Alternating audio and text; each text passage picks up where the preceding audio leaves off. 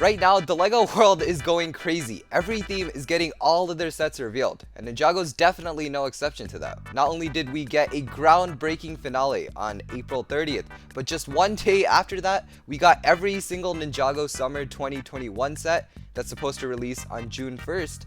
So what I'll do is, instead of going through the information and images like normal, this time I'll do the same thing while also ranking it. That way it's more interesting. Also, it's been a really long time since we ranked anything, so this seems like the perfect opportunity.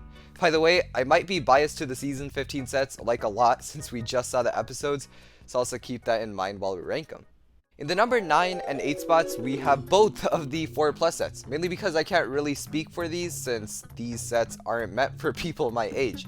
They're both pretty good, although I like the Kai's Blade Cycle more for its $9.99 USD price and the value you're really getting with the set. The Final Flight of the Destiny's Bounty, it's also something I can't really speak for, and I hope 4-year-olds have fun with those.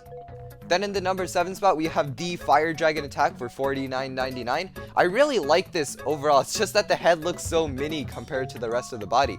They really put a lot of effort into the arms this time, and it really shows. Some angles I don't really like it that much, but from other angles, it looks really nice and really grand. It's one of the better dragons, even though it has super chunky legs, as well as the body just looking like a ball and then a tail and wings are attached to that. I wish the body was a little longer. In the number 6 spot, we have the Ultrasonic Raider for $79.99, and I have a lot of mixed feelings about this. From some angles, it looks alright. It still doesn't capture the magic of the original. The original one felt like an actual vehicle with the connections and all the thin beams. It felt really good. There was a certain magic about that, but this one is really chunky. In the number 5 spot, we finally begin the Season 15 sets, and all of them make the top 5 here. We first have the Hydramech for $19.99. I don't have much of a problem with this. It's just that the usage of huge pieces here and there takes down the look just a bit.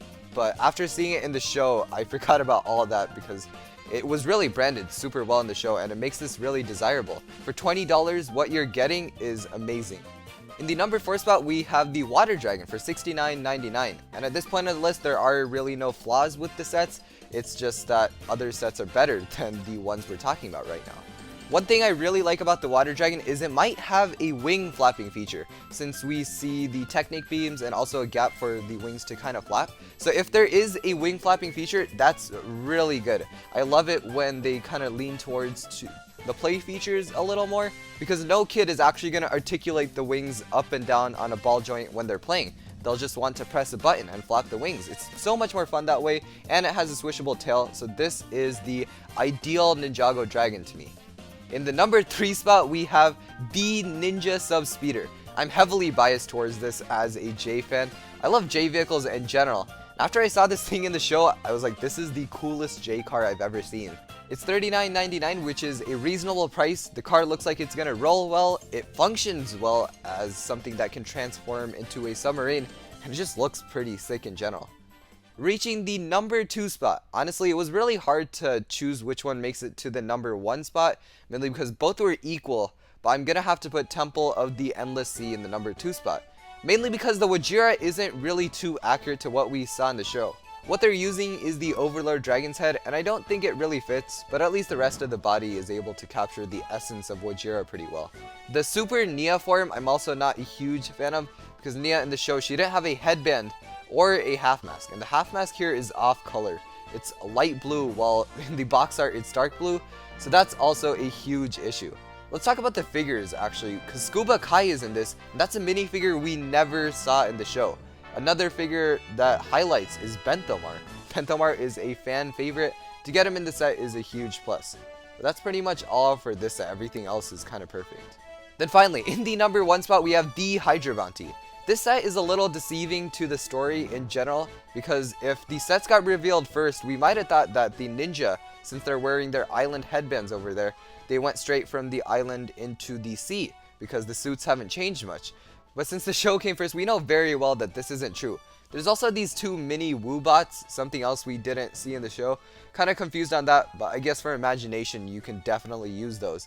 Kalmar's Chariot is also a very important story plot thing, and you're getting that in this set. For the main Hydra Bounty, the real deal here is that you can hold mini subs inside the Hydra Bounty. This thing is so big that it actually holds proper other ninja vehicles. We've had giant ninja vehicles that hold like tiny buggies in the back, but this is next level. I'm really in love with that feature. In the show, it was the Hydramechs that were in the hangar bay, but at least here they tried, and it's still a vehicle that was related to the story that goes into the hangar bay this time. This set is just perfect, and if it has any more features, it's just gonna get better.